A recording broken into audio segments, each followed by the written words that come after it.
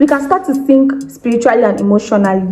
That's very self-explanatory. Like, guys, in the midst of life's challenges and trials, when we keep our eyes fixed on Him, we can walk in faith and accomplish things that seem impossible. He's willing to have you. He's happy to have you, regardless of that state. If He could accept so many people, despite all their flaws, despite all what they did to Him, why not you? Why is yours going to be an exception? It is not.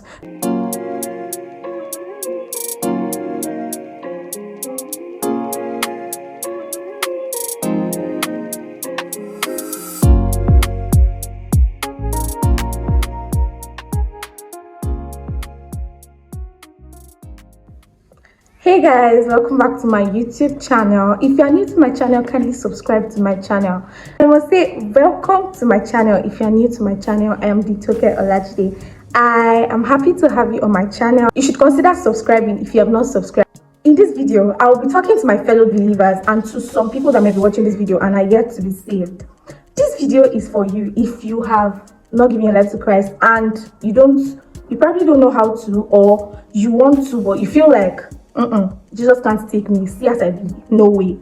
The video is specifically for my fellow believers and for some of us that might feel like, nah, I'm not Jesus's kid. He can't take me. I don't I don't deserve that guy. Like, no way. I want you to continue watching this video because this might actually be the right word you need right now. So I was reading the Bible, particularly a chapter in Matthew that was talking about Peter walking on water. Right.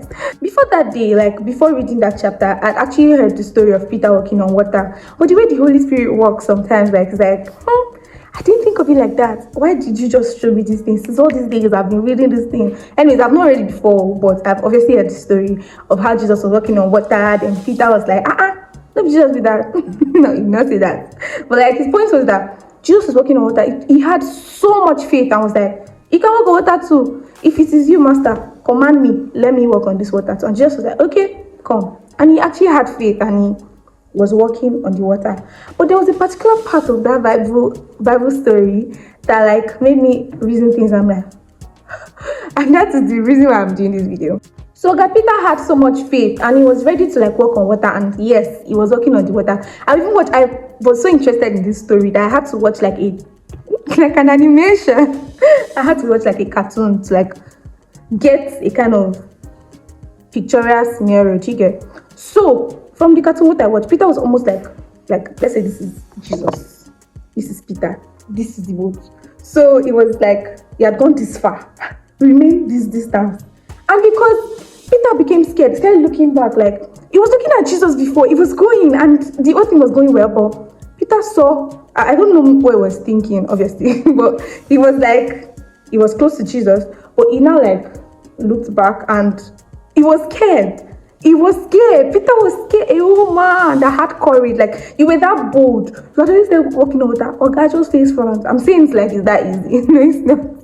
But my point is that he had almost like gotten to where he was going to, but he lost hope. He lost faith. Like, he stopped looking at Jesus and he became scared. He became terrified. So when Peter took his eyes off Jesus and focused on the wind and the waves that he was seeing, probably looked back, and I think from the animation I watched, he was looking at the disciples, probably saying, see me, I walk on water.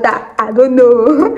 But the point is, he stopped looking at Jesus, like he took his face off Jesus and he was focusing on other things that were like obviously serving as distraction. He began to sink. August started sinking, but obviously Jesus could see him sinking because, from the animation I watched, it was like not too far. It wasn't too far. The question that came to my mind was, Jesus, you have seen this guy, he did sink. You will not do something about it. You guys, until Peter reached out to Jesus to tell Jesus to save him, August would just sink, finish. And the Holy Spirit told me, it was like, some of us are going through some things and we are almost there. For instance, it's like, Jesus, I have been looking at you all this while. Like, you have been the one I've been hoping on. It is you that I've been looking at. What is going on? I just like, I don't tire. I'm about to give up. And we're looking back, like, looking at the old things, looking at the old problems, looking at the old situation, and it's all like so overwhelming. We are scared. We are scared and we are drowning. We are literally sinking in that sad state. Jesus is looking at you, he's like, come, like, I'm sure in his heart, like, I was like, why did Peter look back? Because there was a part of that in that chapter that said, why did you, something like, let me paraphrase, why did you look back, oh you of little faith? If Peter still had the same faith he had, the same energy he had when he came out of the boat to walk on the water, if he had that energy to the end, obviously he would not have even been sinking, like, at any point of that journey. Clearly, some of us are like Peter. But let me tell you what this story taught me. This story was just illustrating a lot. Like, there's a lot going on. There's a lot going on, like, right now in your life, in my life. And it's like, Jesus, this following you know the bill. Like, it's not seeming like it's making sense again. Like, I don't tire. Like, make I just fall down. Make it just end. Like, let everything just be over. So there's a lot going on. See, there's a lot going on. Like, a whole lot is going on. Career-wise, health-wise, financially, in every area. A lot of things. And some of them might just be like draining. I think that's the perfect word. But see me, I'm here to reassure you that it's like Jesus is obviously aware of this a lot that is going on, and he sees that, okay, this thing is not funny again. He knows. Please, I'm very, very sure he knows. Like, I'm 100% sure he knows. Because, I mean, what does that guy not know? What does Jesus not know? Yes. So let me just read out some things that I got from the story that I would like to share with you guys. That was the reason why I said in the beginning of this video, or at the beginning of this video, that this video is for my fellow believers. Like, I said that first because this is just like a reassurance for you. And this could just be what someone needs. Because I can't explain how it was like for me when I got this light. It was like, girl, I see you. I understand that, yes, you are getting worked up. Like, this whole situation is getting too much for you in your side. But I'm with you. Reach out to me. Let's see how this will go. If, of course, Peter reached out to Jesus, and immediately Jesus rescued Jesus to the rescue. From this story, we can tell that the story is teaching us, like, the importance of keeping our focus on Jesus.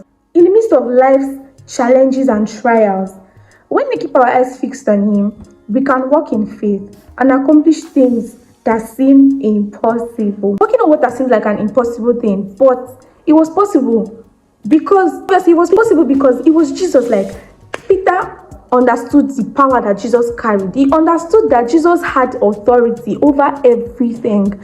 Jesus knows. Jesus can walk on water. Jesus can control anything. Jesus can turn every situation around. Even the things that seem impossible to you, it would make it possible. And that was one of the reasons I think that, yes, Peter was able to walk on water. He believed that it was possible because Jesus did it. In it, I digressed. However, when we allow fear, doubt, and distractions to take our attention away from Jesus, we can sink.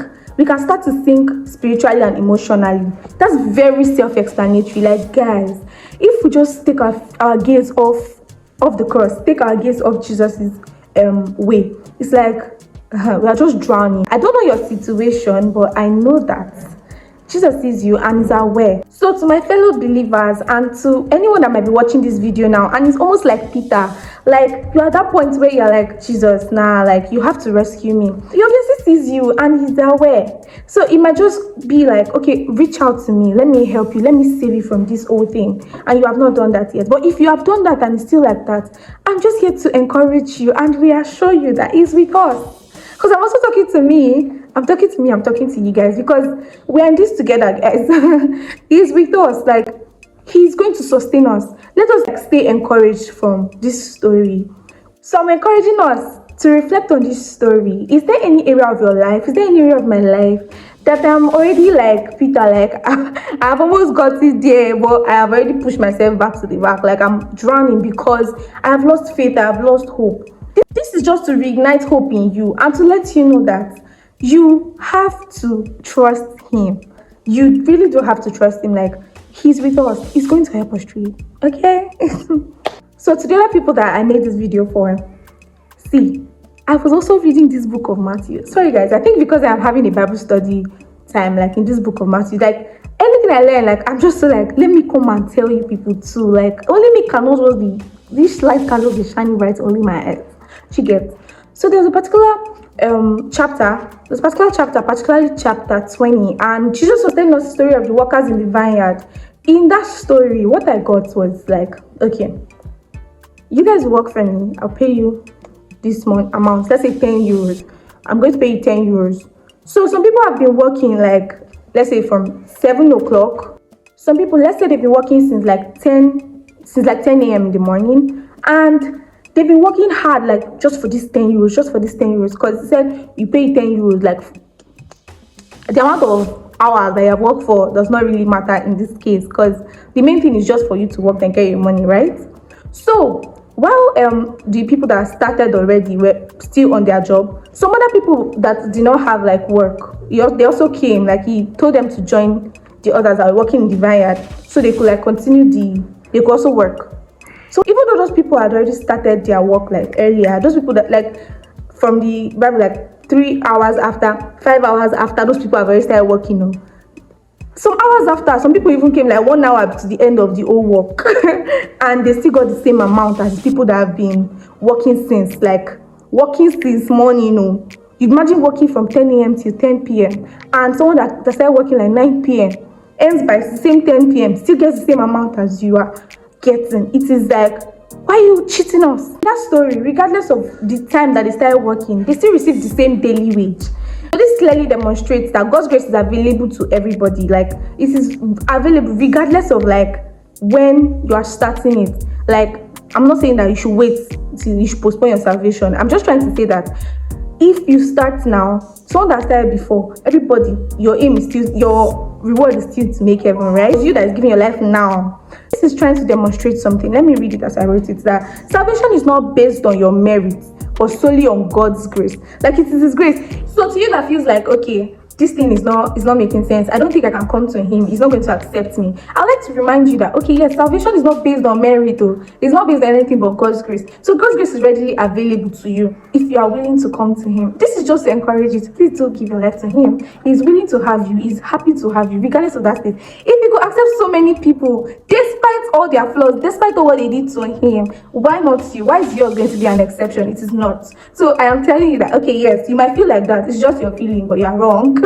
Because He's ready to have you, He's ready to accept you, He's happy to have you. I'm very happy to let you know that He's happy and ready to receive you. Yes, we are many, but we are very open to accepting more family members. Like, in this family, we don't lose. We are very open to accepting more family members. So if you're watching this now and you would like to join this family, I would leave a prayer point up here, so you can declare it and declare Him boldly as your Savior. And if you need to talk, I'll leave my email here to reach out, and I trust God to help me to help you. So that brings us to a close and to the end of this video. But before we go, let me do a little show off.